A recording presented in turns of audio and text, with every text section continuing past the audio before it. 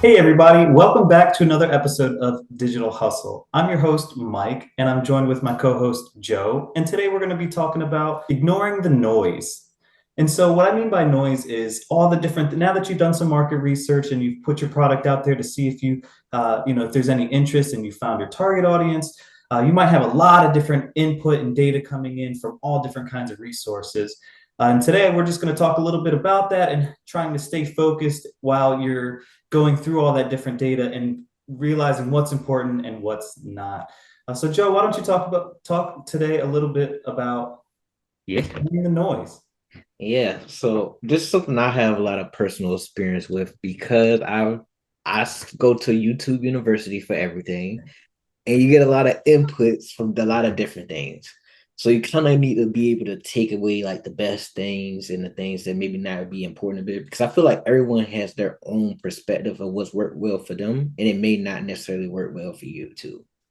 Exactly. And you have to be adaptable. Yeah. At this point, you have to be able to take what they're saying and what they're not saying and read between the lines, and compare to what other people are doing and what you think is being and what you think is successful, and try to make sure that you're somewhere in between that.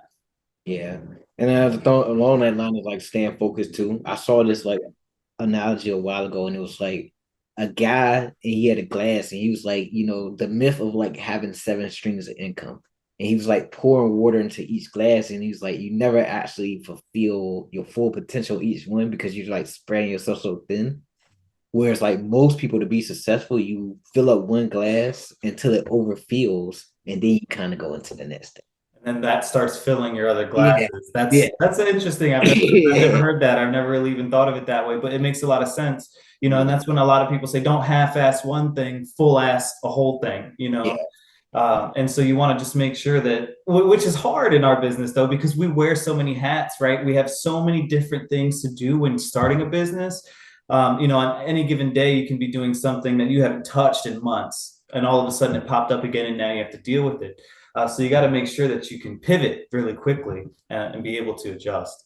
Yeah. And I think that goes like right into our next thing of like moving too fast, too slow. Because I know it's like we've had those points when we first started where we like, oh, we got so much work.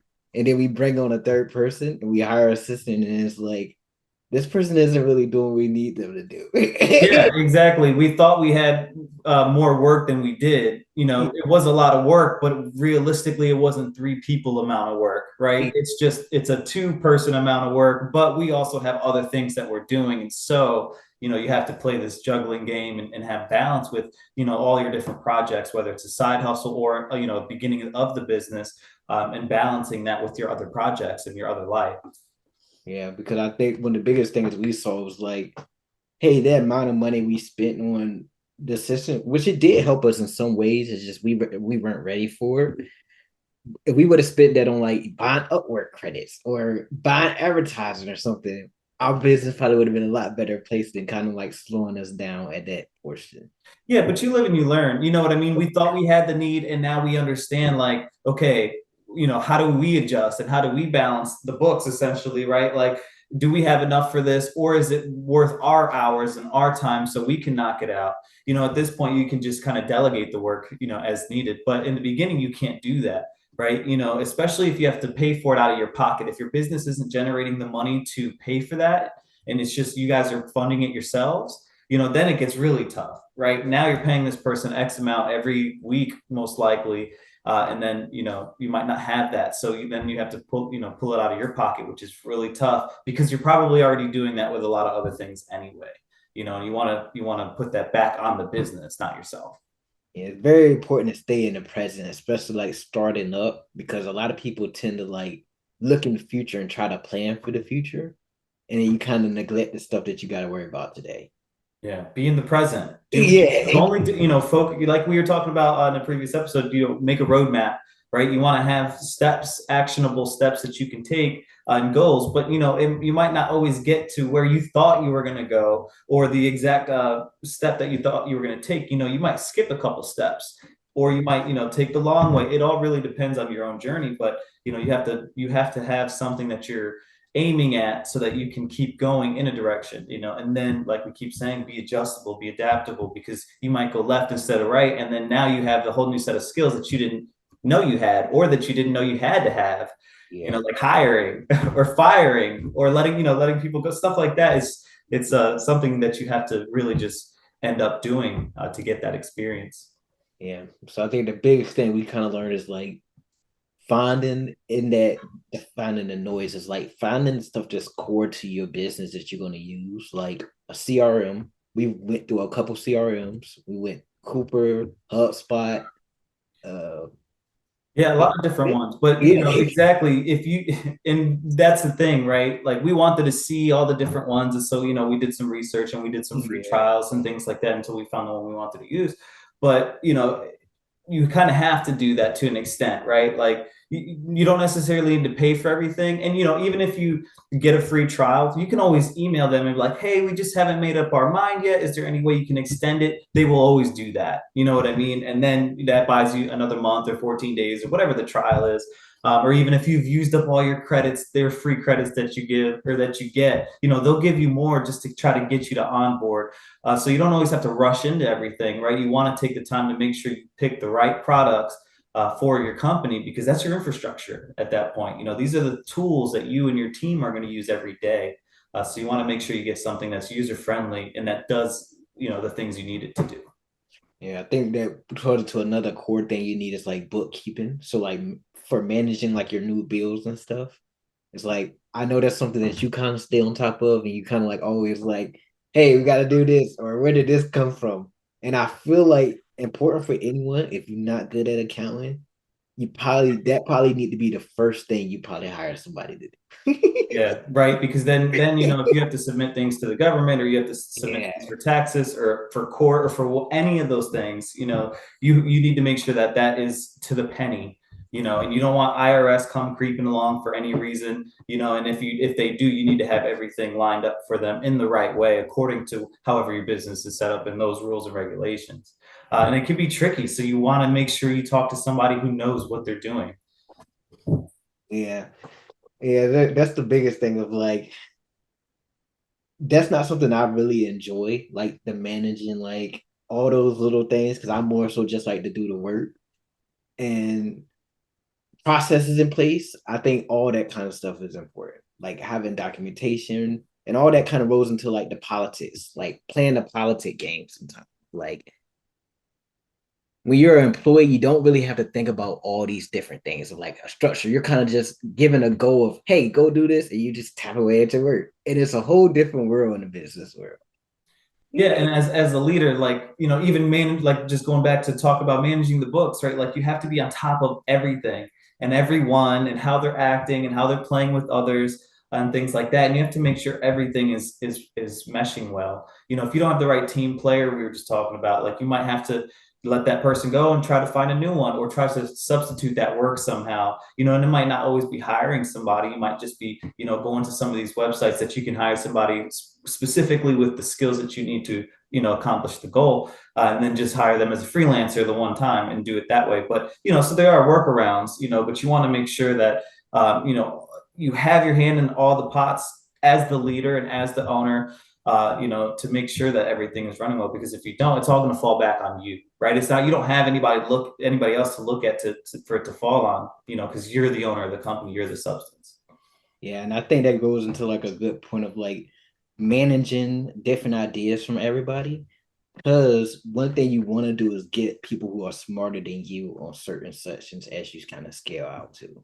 Yeah, exactly. Like we were just talking about accounting, right? Like Yeah. I don't enjoy that either. It's not fun. It's really not, especially when, you have all these different platforms and then they do everything all these different ways, right? So then you get all these different types of documents and styles of documents, and you have to like feed through it all and make sure that because a lot of times they'll have, for one payment, you'll get two or three transactions because they add a fee and they add taxes separately to the actual service that they provided. So then you, in your books, now have to match those transactions for everything to line up, and it can get very confusing sometimes, especially if you don't stay on it. Right? You have to, as soon as somebody makes a transaction, you want to keep that in there, not have to deal with it. But managing those things and getting people that are better than you at that stuff and who do that stuff and who specialize in that stuff is going to be a better move for you when you as an organization can get there. Yeah, because I do think we're like, as a society, we're kind of structured for business. So there's just a whole lot of tax breaks and stuff you can do as a business.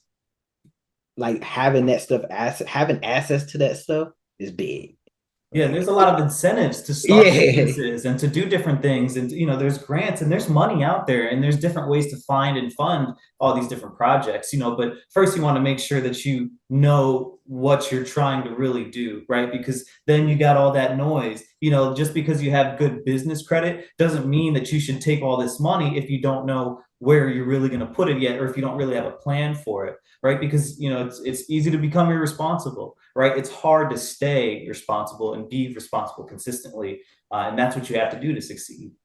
yeah, because the tax code, just how it is built for entrepreneurs. It's like, yeah, Get experts for the things that you don't know. That is key.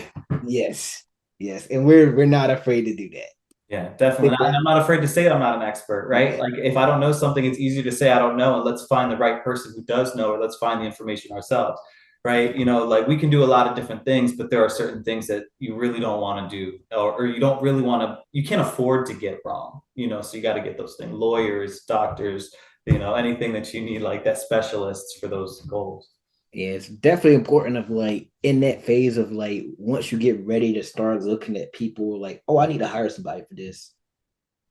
Be wary of like friends and family because I've seen a lot of personally where it kind of destroys relationships. Of Yeah, like, and you hear horror stories about some of this stuff yeah, too, and it's like, how do you live like that? But for me, I've been lucky enough that, if I've ever gone into business with friends or with family, like I'm very clear up front about how it is supposed to be and how we are supposed to be and how it's going to be, if something goes wrong, this is how it's going to work out because, the relationship between you humans and your significant others, whether that's friends, family, whatever, or just a business partner that you're very serious with, you need to take care of those people. The people are more important. You guys could fail creating a business, and if you have that same relationship, you can get back together, bring to the table, hey, this is what we learned, this is what works, this is what didn't work, and collectively, you guys are still together. But you don't want to let it destroy relationships because it's just not worth it. You know what I mean? yeah, because you may think like, hey, I want to go in with someone I trust and stuff, but I feel like when those expectations of changing of, hey, I'm putting a lot of work into this and I want to see something from this, it can kind of change that whole dynamic. Yeah, and So you have to manage all of that. And like, yeah, there's a lot of feelings that can get involved if someone's not feeling heard or if someone feels like their opinion isn't being taken, or anything like that. Like you can have a lot of issues there. And those are some of the headaches you want to avoid, but you can do that by clear communication and honest communication. You define the roles and understand how it's going to work when you guys have an issue. Like, how are we going to work it out when we don't see eye to eye? Have some of those conversations. That way when things happen, you're not blindsided. You've had a conversation about it before and you've discussed how you'd like to go about it, and that might change a little bit, but you can still do that. yeah, I think the biggest thing of like it's sad to say, but how the world is that for businesses and most relationships to thrive, it has to be kind of beneficial. And I think like that's one thing that kind of worked with us is that you have the business acumen and I have the technical skills. So we're both beneficial in an equal eyes and we see each other as equal. And I think Exactly. that's super important going into Yeah. And it. if it's not going to be 50-50 or Yeah, whatever, yeah, say that right up front. yeah, Like, hey guys, I'm in charge. I'm the one that's going to have the final decision, and this is how it's going to be. Right. And if that doesn't work for you, you don't need to be a part of this team. You just got to be clear about it, and as soon as you do that, then you can start working without having to worry about all that kind of stuff. yeah. They rose right into like our like next point of like persistence of like like a lot of things gonna come up along the road of like, oh, it doesn't seem like it's working. And then you kind of gotta just stick through it and kind of it doesn't always work out, but sometimes it's the lesson that you kind of may learn from that hardship that kind of thrust the next thing that you're gonna go into. Yeah, definitely. I mean, how many meetings have we had for potential jobs that we've not gotten? Yeah. it's weary. It can beat down on you. You know what I mean? But all it takes is one, guys. This one job, one hit, and Yeah. that's it, right? You can land the customer of your lifetime that's going to take you to the next level, and then your whole world's going to change. You know what I mean? But that, and then maybe not. It might take years and years and years. But if you don't keep going, then you're never going to have that shot. Look at how many like really famous people who blow up, like the guy that did KFC. He didn't hit until he was, past his 50s. So it's like you just never know. But you know how he did? He kept consistent. He failed and he kept going. He had a dream and a vision, and he knew what he needed to do, and he kept going. And that's what you got to do through the ups and downs, because even on the ups, it's not always great. During the happy times, there are still trials and tribulations that you have to go through. And so you just want to stay positive and, keep your head on straight. Yeah, I think the biggest thing of in those downs, you have to kind of think of it in the perspective of what can I get from this? Because one thing I've learned is like I'll go and do these conference calls and I think, hey, it's going well. And then I never hear back from Exactly. them. That's exactly what I'm talking about. Yeah. Everybody feels good at the end of that phone call, never hear from them again. But that's kind of that freelancing part of trying to get those jobs. It's just part of the game, right? You have to do it. So you have to develop a thick skin because it's going to happen. It's definitely going to happen. Yeah. And I think that rose into like the next point of like knowing your value too. I think Yeah. that was the biggest thing for us when we first started. Like we took a very underpaying job that took a lot of work.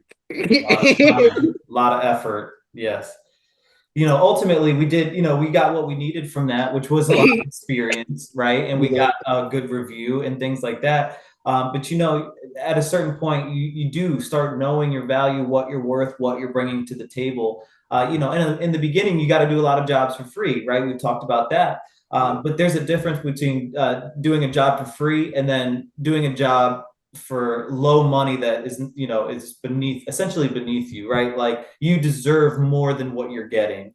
And you kind of, whether you put yourself in that position or not, right? Like you just took the job, and so you gotta see it through. Yeah. But you take that, you do that, and then you learn, and then going forward, like this is what I'm willing to do, and then this is what I'm not willing to do.